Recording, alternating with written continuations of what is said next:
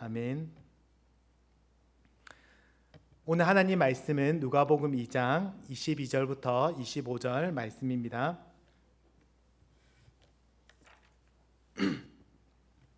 누가복음 2장 22절부터 35절 말씀을 교독으로 읽도록 하겠습니다. 모세의 법대로 정결 예식의 날이 참에 아기를 데리고 예루살렘에 올라가니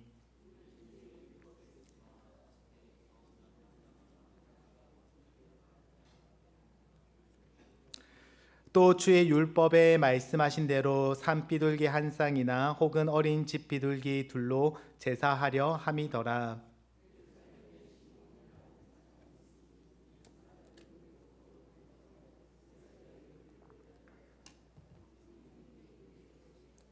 그가 주의 그리스도를 보기 전에는 죽지 아니하리라 하는 성령의 지시를 받았더니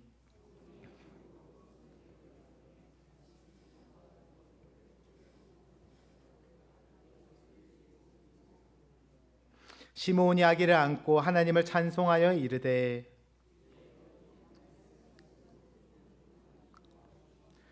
내 눈이 주의 구원을 보았사오니 이방을 비추는 빛이요 주의 백성 이스라엘의 영광이니이다 하니 시므온이 그들에게 축복하고 그의 어머니 마리아에게 말하여 이르되 보라 이는 이스라엘 중 많은 사람을 패하거나 흥하게 하며 비방을 받는 표적이 되기 위하여 세움을 받았고 또 칼이 내 마음을 찌르듯 하리니 이는 여러 사람의 마음의 생각을 드러내려 함이니라 하더라. 아멘. 내일은 즐거운 성탄절입니다. 우리 주님께서 태어나심을 기뻐하는 날인데 우리 한번 옆에 지체들 바라보면서 우리 메리 크리스마스 한번 인사하도록 하겠습니다. 메리 크리스마스.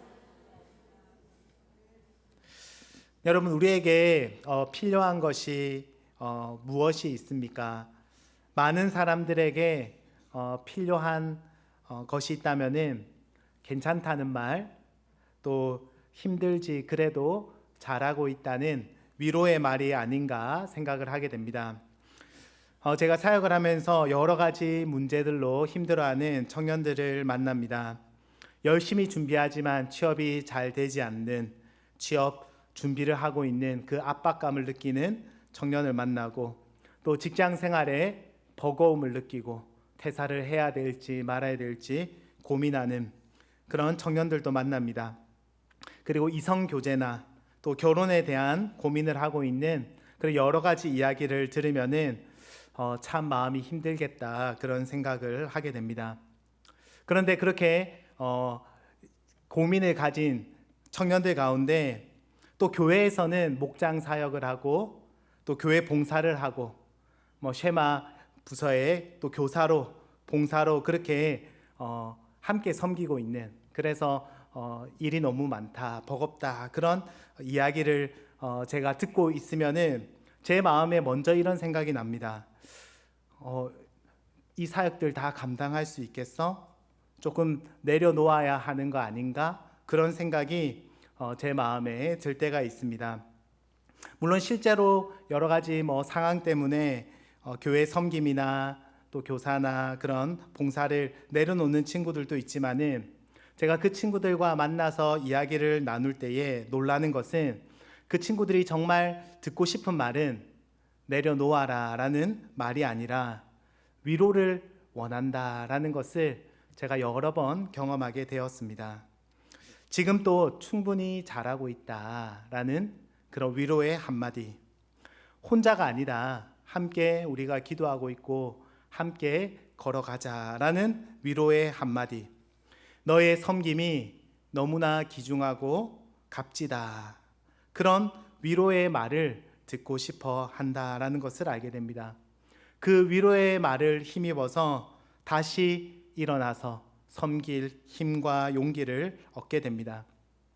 여러분, 청년들만 그런 것이 아니라 생각합니다. 사실 여기 앉아있는 우리 모두에게도 위로가 필요합니다.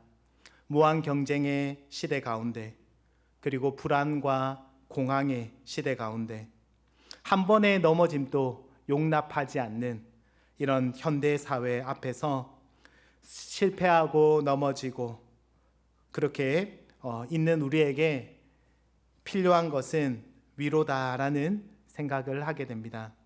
우리의 마음을 알아주고 내 손을 붙잡아주고 너무 수고하고 있다라는 그 위로의 한마디를 우리도 듣고 싶습니다. 그러면 여러분, 무엇이 우리를 참으로 위로할 수 있는지 오늘 말씀을 통해서 한번 함께 생각해 보도록 하겠습니다. 오늘 말씀을 보니까 한평생 참된 위로를 기다려온 한 사람의 이야기를 보게 됩니다. 그 사람의 이름은 시므온입니다. 시므온은 한평생 위로를 기다려왔습니다. 그의 나이가 어떻게 되는지 성경에선 정확히 이야기하고 있지 않지만은 죽을 날이 멀지 않았다라는 말씀을 그렇게 생각해 보면은 최소 60대 후반에서 80대 이상이 되었다라는 것을 알 수 있습니다.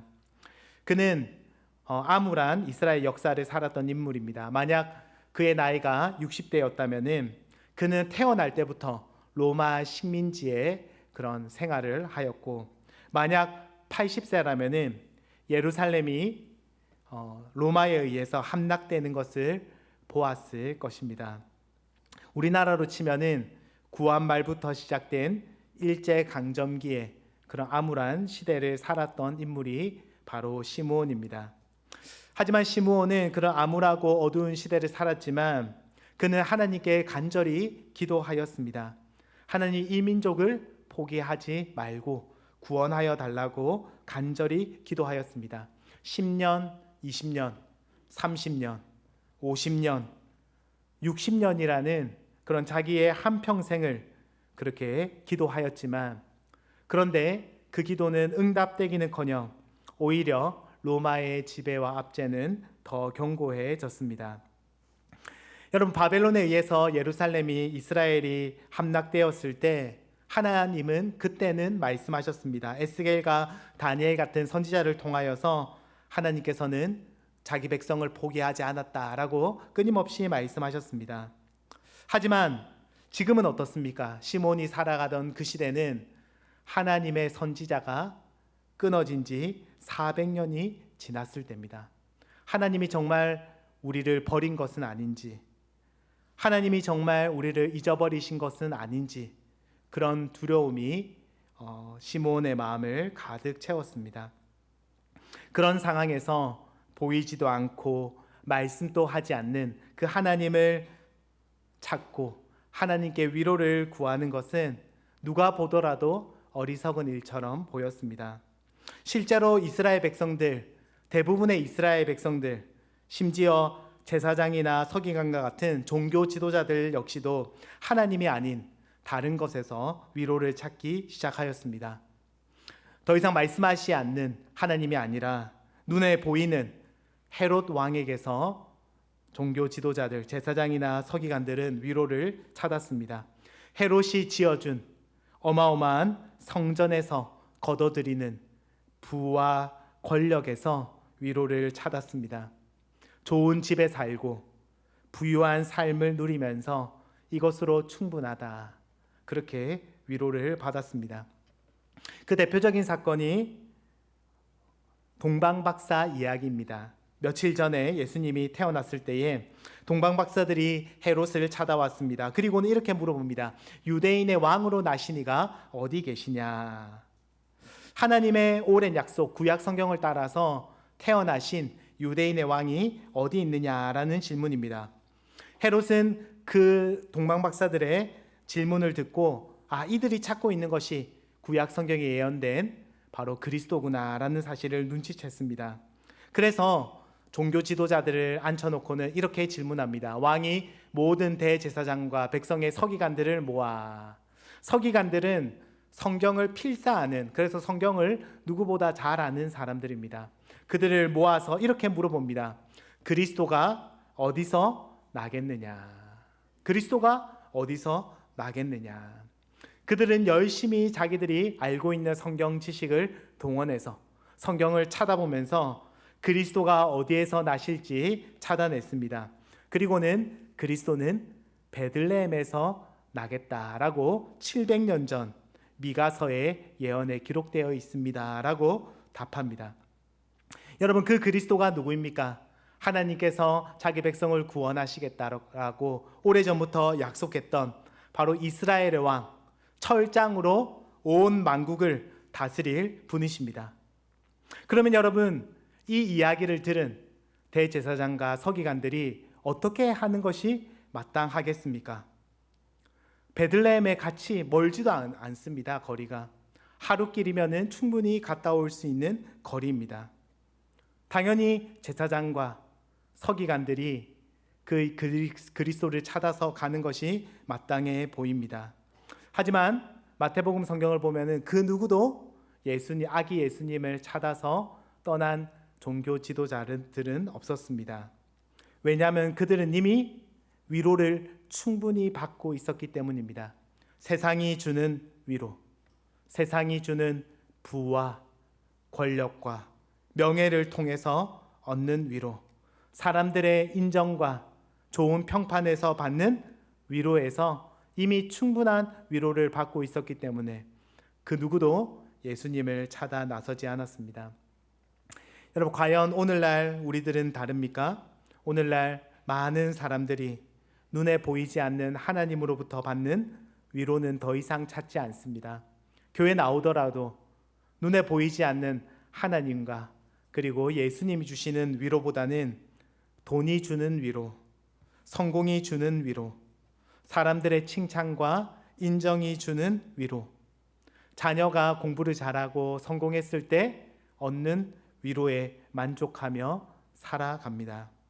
하지만 오늘 말씀의 시므온은 세상의 위로에 자기의 소망을 두지 않았습니다. 대신 그 위로가 아니라 하나님만이 주실 수 있는 위로를 바라보았습니다. 25절 말씀에 예루살렘에 시므온이라는 사람이 있으니 이 사람은 의롭고 경건하여 이스라엘의 위로를 기다리는 자라. 성령이 그 위에 계시더라.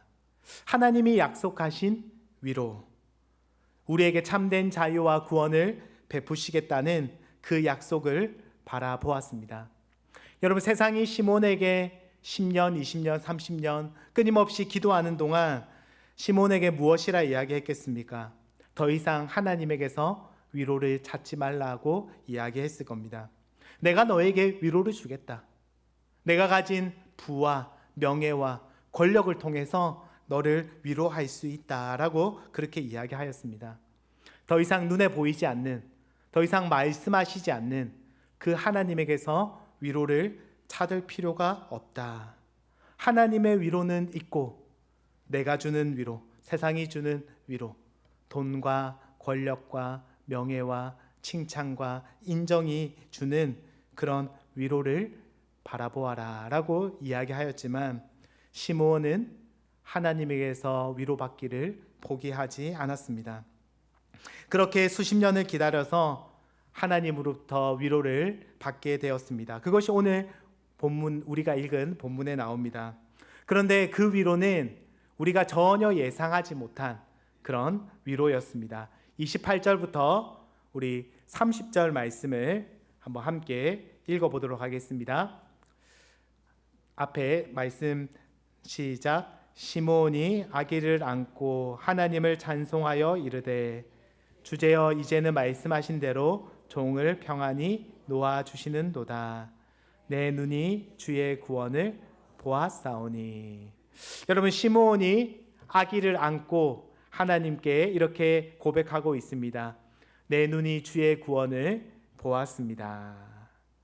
여러분, 아기를 안고는 이 아기가 나를 위로하였다라고 고백하고 있습니다. 사실 잘 이해되지 않는 장면입니다. 그는 이스라엘의 위로를 기다렸던 사람입니다. 로마로부터 이스라엘이 그렇게 식민 지배를 받고 있는 이런 상황에서 이스라엘을 대적에게서 구원해 줄 그 위로를 기다렸던 사람입니다. 근데 그가 본 것은 위대한 장군의 모습을 한 사람도 아니고 힘과 권력을 가진 황실의 자녀도 아닙니다. 그 시므온이 한평생 기다려서 본 사람은 작은 가난한 집안의 아기에 불과했습니다. 여러분, 얼마나 가난했는지 정결 예식으로 가장 가난한 자들이 가장 가난한 가정에서 바치는 비둘기로 제사 지내는 그런 가난한 가정의 한 아기를 보았을 뿐입니다. 하지만 시므온은 그 가난한 가정의 아기를 바라보면서 내가 참된 위로를 받았다. 이 위로를 보기 위해서 내가 한평생 기다렸다. 그 아기가 누구인지, 무엇을 위해서 오셨는지 시므온은 믿음의 눈으로 바라본 것입니다. 오늘 말씀에서 위로라고 사용된 이 단어는 헬라어가 파라클레이시스라는 단어입니다. 조금 어려울 수 있지만 두 단어가 합쳐진 단어인데요. 파라는 옆에서라는 뜻이 있습니다. 옆에서. 클레이시스는 말하다라는 뜻이 있습니다. 여러분, 위로가 헬라어로 무슨 뜻이냐면은 힘들고 어려워하는 지체 옆에서 따뜻한 말로 위로해주는, 함께하는, 말해주는, 그것이 바로 위로입니다. 주저앉아 있는 자 옆에서 그래도 힘내라, 이겨낼 수 있다라고 말해주는 것이 바로 위로입니다. 그런데 이 파라클레이시스라는 이 단어를 들을 때에 헬라어를 좀 아는 사람은 이것과 거의 유사한 한 단어가 생각날 수밖에 없습니다. 바로 보혜사라고 번역되는 파라클레이토스라는 단어입니다. 위로는 파라클레이시스고 보혜사는 파라클레이토스입니다. 거의 같은 단어죠. 그래서 위로는 위로하는 행위, 파라클레이시스는 위로하는 행위이고, 보혜사라고 번역된 파라클레이시스는 위로자, 즉 위로를 옆에서 해주는, 들려주는 분을 이제 번역한 것이 바로 보혜사라는 뜻입니다. 시므온은 세상의 위로, 돈이 들려주는 위로, 성공이 말해주는 그 위로에 만족하지 않았습니다. 대신에 하나님이 옆에서 들려주시는 위로, 보혜사 하나님이 우리와 함께 계시면서 우리에게 들려주시는 그 위로를 기다렸습니다. 많은 사람들이 찾는 위로는 내 옆에서 돈이 이야기해주는 위로를 찾습니다. 성공이 들려주는 위로를 찾습니다. 자녀가 성공하고 잘됐다라는 그 말에서 위로를 찾습니다. 하지만 시므온이 진짜 찾은 위로는 뭐냐면은 내 옆에서 하나님만이 들려주시는 그 위로를 기다렸다. 그분이 바로 보혜사, 우리 주님인 것입니다. 우리 아기 예수님은 우리의 파라클레이시스, 위로자로 우리 가운데 오셨습니다. 멀리서 우리를 위로하신 것이 아닙니다. 우리 곁에 오셔서 우리와 함께 계시면서 우리의 귀에 대시고 우리를 위로하시는 분이 바로 우리 아기 예수님입니다. 시므온은 그 아기 예수님을 바라보면서 그가 위로를 받았습니다. 아, 하나님이 나를 잊어버리신 것이 아니구나. 모든 사람들이 하나님이 자기 백성을 버렸다, 하나님이 침묵하신다, 하나님이 더 이상 우리와 함께하지 않는다 라고 그렇게 이야기할 때 시므온은 아기 예수님을 바라보면서 아, 하나님이 우리를 잊으신 것이 아니구나, 하나님이 우리 백성을 버리신 것이 아니구나. 우리는 실패하고 넘어지고 범죄하였지만 그럼에도 불구하고 하나님이 우리와 함께 하시고 우리 곁에 오시고 우리를 사랑하시는구나 라는 그 이야기를 아기 예수님을 보면서 깨닫고 위로받은 것입니다. 아기 예수님이 우리에게 말해주는 바가 무엇입니까? 내가 너희를 잊은 적이 없다. 내가 너희를 포기한 적이 없다. 내가 너희와 함께 하기 위해서 너희와 같아졌다라는 말씀으로 저 멀리서 그렇게 말씀하시는 것이 아니라 내가 너를 잊지 않았다, 내가 너와 함께한다, 내가 너를 사랑한다라고 저 멀리에서 말씀하시는 것이 아니라 우리와 함께 계시면서 우리 곁에 오셔서 우리에게 위로의 말씀을 전하십니다. 그것이 우리에게 참된 위로이고 그리고 우리를 위로하시는 예수님의 모습입니다. 그러면 예수님은 어떻게 우리를 위로하십니까? 첫 번째로 우리를 잊지 않고 함께 하심으로 우리를 위로하십니다. 여러분, 아기 예수님을 만났을 때에 시므온은 하나님의 모습을 보았습니다. 그 하나님은 우리를 버리지 않는 하나님의 모습을 보았습니다. 실패하고 넘어지고 범죄했을지라도 포기하지 않는 그 하나님의 모습을 보게 되었습니다. 그 사실 자체가 시므온에게 위로가 되었습니다. 아기 예수님은 죄악으로 가득한 이 세상 가운데 찾아오셨습니다. 죄인인 우리를 포기하지 않고 잊지 않고 여전히 사랑하신다는 증거가 바로 성탄의 아기 예수님입니다. 그분은 우리 가운데 찾아오셔서 우리를 사랑하시고 우리에게 위로의 말씀을 전해 주십니다. 성탄의 아기 예수님을 바라볼 때에 우리와 함께 하시는 그 주님으로 인하여 우리는 위로받게 됩니다. 제가 고등학교 때 백혈병으로 한 1년 가까이 항암 치료를 했을 때에 머리를 이제 빡빡 밀고 제가 항암 치료를 받았습니다. 그래서 항암 치료를 받을 때에 두통도 있고 속도 미식거리고 너무 힘들었는데, 그런 저에게 위로가 된 한 사진이 있었는데 바로 제 친구들의 사진이었습니다. 친구들이 사진을 하나 보내줬는데 머리를 다 빡빡 밀고 그렇게 사진을 보내준 겁니다. 친구들이 저에게 너가 혼자 치료받는 게 아니다, 우리도 함께 기도하고 응원하고 그렇게 있다라는 그 사실 자체가 저에게 큰 위로가 되었습니다. 여러분, 성탄의 아기 예수님이 그와 같습니다. 우리는 실패하고 우리는 넘어져서 다시 일어날 수 없지만 성탄의 아기 예수님이 우리에게 말해주는 위로는 내가 너를 버리지 않았다.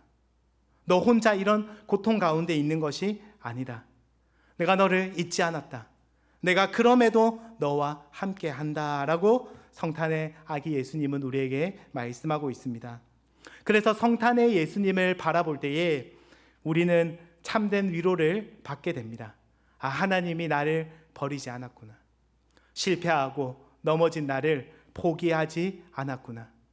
하나님이 나를 잊어버리시지 않았구나. 오히려 우리와 같아지셨구나.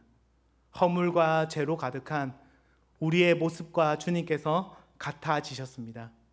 그리고 내가 너희와 함께한다라고 말씀하십니다.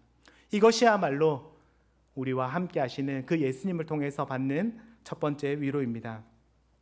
둘째로 우리가 성탄의 아기 예수님을 통해서 위로받는 이유는 그분께서 절망적인 문제를, 우리의 해결할 수 없는 문제를 끝까지 책임지시고 그렇게 해결하신 분이시기 때문입니다. 예수님이 우리 곁에 오신 것은 단지 우리에게 따뜻한 말을 전해주시기 위해서 오신 것이 아닙니다. 우리를 절망시키고 우리를 넘어뜨리고 우리를 영원한 죽음 가운데로 밀어넣는 죄와 사망의 문제를 해결하기 위해서 오셨습니다. 그렇기 때문에 그 주님만이 우리를 참으로 위로할 수 있습니다.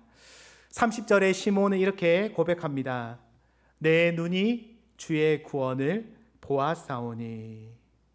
시몬은 단지 제가 위로받았습니다 라는 것으로 그렇게 끝내지 않았습니다.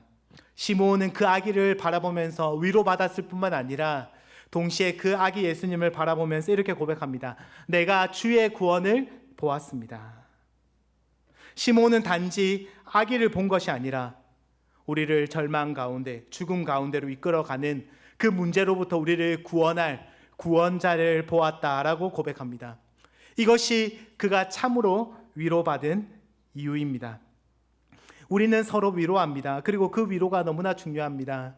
취업을 준비하는 지체에게 조금만 더 힘을 내보자 라는 말이 필요하죠. 그리고 연애하기 원하는 청년에게는 분명 좋은 사람을 만날 수 있을 것이다 라는 위로의 말이 필요합니다. 그리고 아픈 분들에게는 조금만 더 힘을 내면은 다시 건강을 회복할 수 있을 것이다, 기도하고 있다라는 말이 필요합니다. 하지만 말로는 더 이상 위로할 수 없을 때가 있습니다. 인생의 깊은 절망과 상실을 경험할 때는 더 이상 말로 위로할 수 없습니다. 그때는 옆에서 아무리 무슨 말을 해줘도 위로받지 못할 때가 있습니다. 친구들이 저를 위해서 머리를 빡빡 깎아준 것이 위로가 되었지만 죽음이 나를 삼킬 것이라는 그 두려움 앞에서는 큰 위로가 되지 않았습니다. 왜냐하면 죽음 앞에서 나와 친구는 다른 길을 걸어가야 하기 때문입니다. 그럼 죽음 앞에서 우리는 그 어떤 말로도 사실 위로할 수 없습니다. 위로는 소망이 있을 때 할 수 있기 때문입니다. 그때 우리에게 남는 단 한 가지 위로가 우리에게 찾아옵니다. 바로 모든 절망과 죽음의 문제를 해결하신 부활하신 주님만이 우리의 유일한 위로가 되는 것입니다. 그래서 부활하신 주님만이 우리의 참된 위로자가 되십니다. 살아서나 죽어서나 우리 곁에 함께 하시면서 우리에게 살아서나 죽어서도 우리 곁에서 위로할 수 있는 분은 우리 주님밖에 없습니다.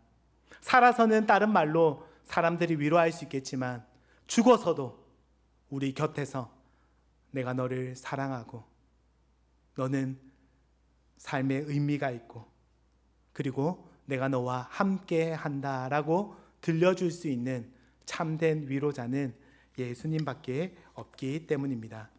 말씀을 맺기 원합니다. 여러분은 무엇으로 위로받기 원하십니까? 지금 어떤 것으로 위로받기 원하십니까? 혹은 어떤 것으로 위로받고 있습니까? 한 달에 한 번 통장으로 들어오는 월급이 우리에게 위로가 될 때가 있습니다. 또 연말이니까 연말 보너스가 우리에게 위로가 되고 또 좋은 집에 살고 또 자녀가 공부를 잘하는 것이 또 위로가 되기도 합니다.